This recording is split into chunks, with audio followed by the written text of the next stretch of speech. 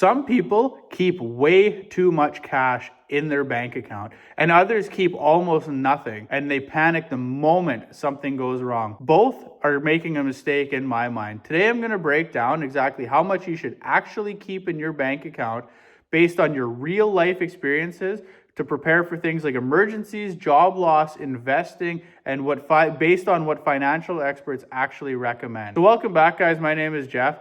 And cash always feels safe, but too much cash will actually hold you back in your life. And too little cash could ruin your finances overnight. So today we're going to talk about the balance with not theories or extremes, but what actually works in the real world. So cash is boring is why lots of people probably don't think about it too much, but cash actually determines what you can handle for emergencies, whether you panic during market downturns, if you're forced into bad debt if something happens, and how much stress you live with daily. The right amount of cash doesn't just protect your money, it protects your decision making as well. And this is where most people get it wrong. So one of the biggest mistakes people can make, and mistake number one, is hoarding cash. Some people keep 50,000, some people keep 100,000, some people even have more, just sitting in a checking account or a low interest savings account earning almost nothing.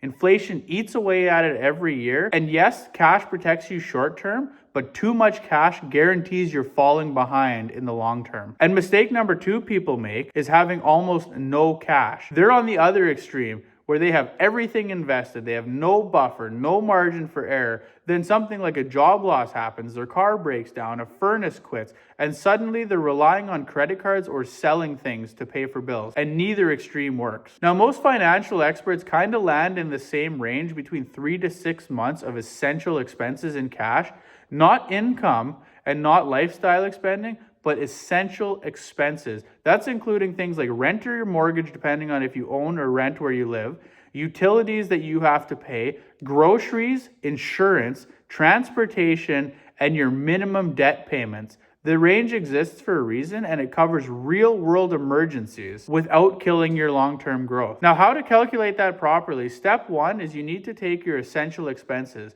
So let's say you have $2,000 in rent, $600 a month for food, your utilities and insurance is around $400, and transportation is $500 a month. That's fuel, vehicle expenses, etc. That's $3,500 per month. Now, on the low end, you multiply that by 3 for 3 months, and that's $10,500.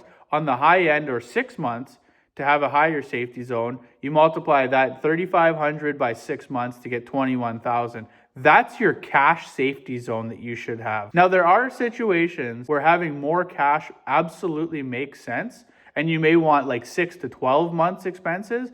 And those would be in situations where your income is unstable, you're self-employed with a business of some sort, you rely on commissions or bonuses from work, you have rental properties that could potentially compound your expenses, or you're in a volatile industry where your job changes from day to day. Cash will buy you time, and it also buys you better decisions at that time. Now, on the flip side of things, if you have a stable income, you're a dual household income, you have a strong job security, easy access to credit, or low fixed expenses, staying closer to the 3-month side can make sense because your life is more predictable, so you need less cash. Now, the one thing that people don't realize is this money should be safe, accessible, and boring.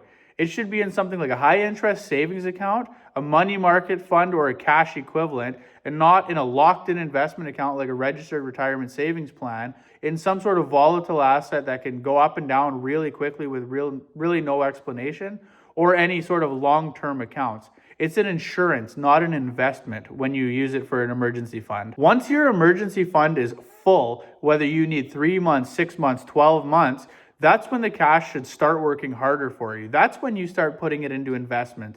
That's when you start paying down high interest debt. That's when you can start building assets. Not before, but after you have the emergency fund. The emergency cash is going to protect you, and your investments will grow you, but you need to have both in place at the right time. So how much money you actually need depends on your life. Most people need 3 to 6 months for essential expenses. You need to have enough to handle your life. Not so much that inflation eats you alive, but cash isn't about fear. It's about your freedom. Now, if you guys want me to do another breakdown video, I can show you where to put cash as this emergency fund, how to use it properly, how to invest your emergency fund properly. Comment below and let me know what you guys want to see more of. And if you guys want more real finance content, I got lots coming, so subscribe.